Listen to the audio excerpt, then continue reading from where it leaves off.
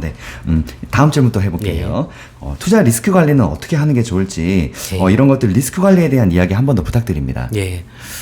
개인적으로는 파산 회생 업무를 하고 있어서도 그렇지만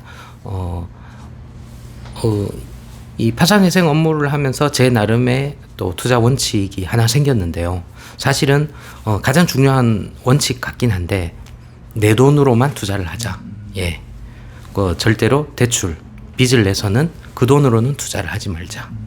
좀 그런 원칙이 생긴 것 같아요. 네, 중요한 이야기 했었습니다. 사실 저희 채널 또 다른 영상들을 보셨을지 모르겠는데 저희가 이제 게스트분들 모시면 투자에 대한 원칙을 투자의 원칙은 하고 꼭 물어봐요. 자동으로 대답해 주셨다. 내 돈으로만 투자하자는 거. 그렇죠. 이런 지금 회생 파산에 대한 이 대부분들이 빚내서 투자하자 망하신 분들이 아마 한 90%에 그냥 거의 다일 거예요. 욕심부리 다 잘못된 경우. 그렇기 때문에 원칙이 그런 실패한 과정들을 많이 보셨기 때문에 내 돈으로만 투자를 하자.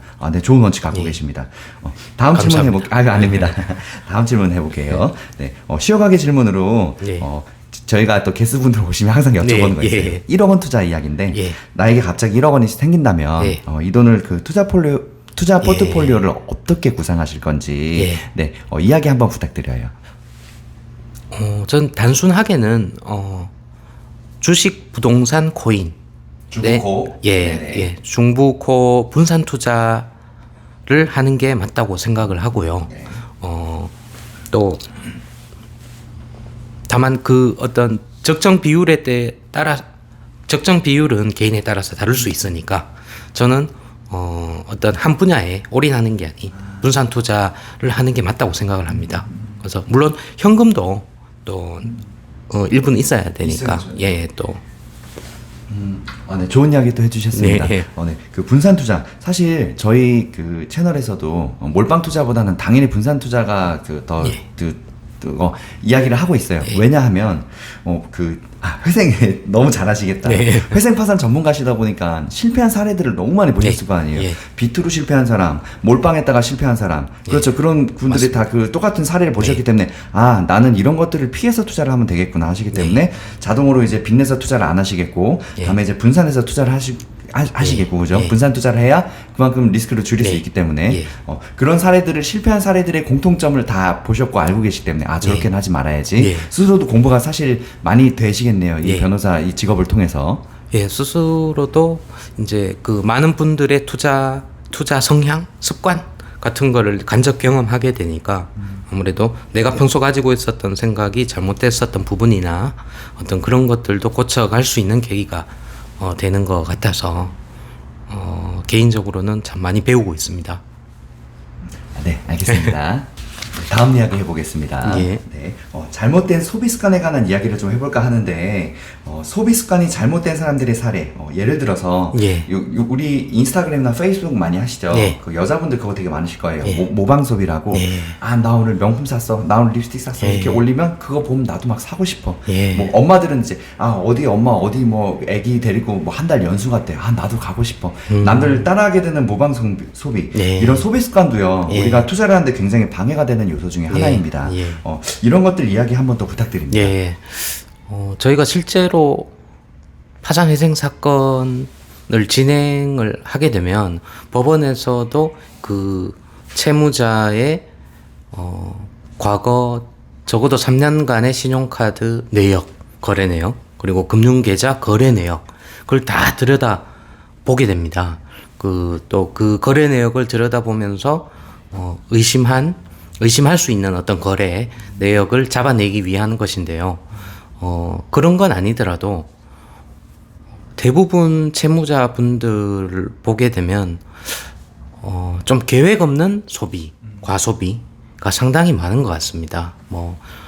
실제로 어떤 백화점에서 어떤 좀 과도한 결제, 그런 부분들도 많고 또 심지어는 자녀들 물품인 것 같은데 어떤 교육비를 과도하게 지출하는 수입에 비해서.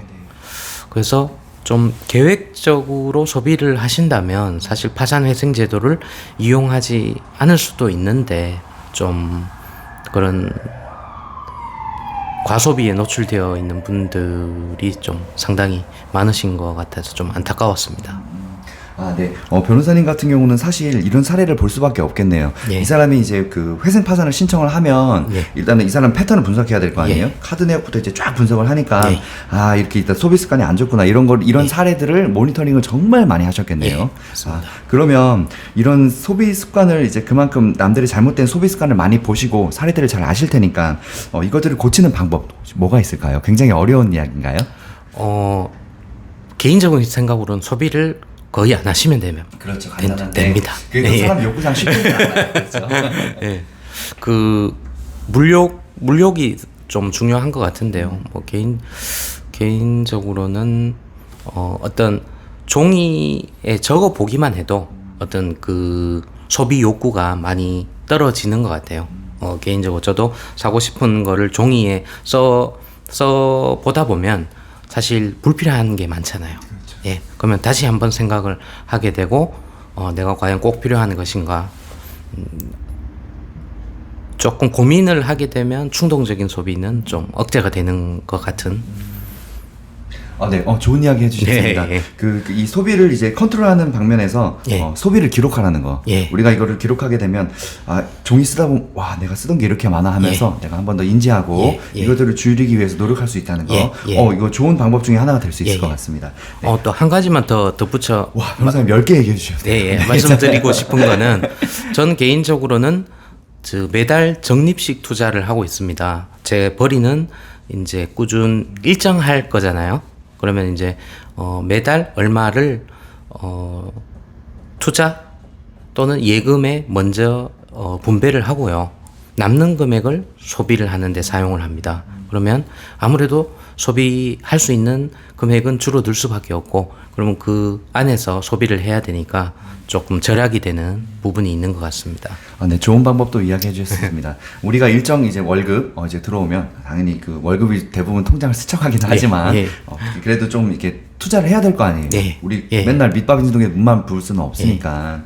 그래서 이 중요한 것, 이 소비를 고치는 좋은 습관의 경우로 이제 내가 투자할 자금 단돈 10만 원이라도 한 예. 달에 그 정액 적립식으로 꾸준히 오랫동안 지속되는 것. 맞습니다. 투자라는 게 꾸준히 오랫동안 지속되는 게 정말 중요하거든요. 예. 네, 그래서 내가 한 달에 얼마는 꼭 투자를 하겠다. 이것들을 목표를 세우고 매달마다 조금씩 꾸준히 투자를 주가에 상관없이 계속 이렇게 하게 되면 자동으로 소비가 줄어들게 된다는 말씀이시죠. 예. 이것도 좋은 방법 중에 하나가 될 수 예. 있겠네요. 예. 네, 알겠습니다. 다음 이야기 또 해볼게요. 그 소비 습관 개선이 힘든 경우, 그럴 수 있습니다. 우리가 감정이고 소비가 사실 이게 욕구이기 때문에 이거를 컨트롤 못할 수 있어요. 정신과에 그 가정의학과에 가는 경우도 많을 거예요, 그죠? 소비 습관이 개선이 힘들 경우에 개인 회생 파산을 권유한다고 하는데 어떤 이야기인가요? 예, 어떤 소비욕이 절제가 안 되시는 분은 사실 시간이 지남에 따라서 계속 추가 대출을 얻으실 거고요. 그리고 신용은 더 나빠질 거기 때문에 더 고금리의 대출을 얻으시겠죠. 그러면 상황이 갈수록 나빠지죠. 그러면 강제적인 차단이 필요합니다. 그래서 어떤 법원에 회생 신청을 하게 되면 그러니까 법원에서 결정된 어떤 매달 변제해야 될 금액을 3년간은 강제적으로 납부를 할 수밖에 없죠. 그러면 적어도 3년 후에는 채무가 0이 됩니다. 그래서 나름 강제적인 절차지만 본인의 스스로 어떤 자제가 안 된다면 그렇게라도 이용을 해서 채무를 0으로 만들어서 새롭게 시작하시는 게 나을 거라고 생각을 합니다. 그 회생 파산의 경우 이것들이 이제 신청하는 이유 중에 하나가 여러 가지, 물론 당연히 자기가 망해서 그렇겠지만 잘못된 소비 습관을 이제 스탑하기 위해서도 이렇게 하는 경우도 있단 말씀이시죠. 예, 실제로 상담하다 보면 그런 분들이 상당히 많습니다. 그렇겠죠. 뭐 대출 같은 경우로 이제 돌려막기 하고 점점 더 이자 큰 거 가다가 액수는 커지고 이 늪에 빠지면 헤어날 맞습니다. 수 없는데 회생 파산을 신청하면 이것을 자동으로 강제적으로 법에서 컨트롤해 줄 수 있는 기능이 생긴다는 말씀이시죠. 맞습니다. 네, 좋은 방법이 또 될 수도 있겠네요. 예. 네, 알겠습니다.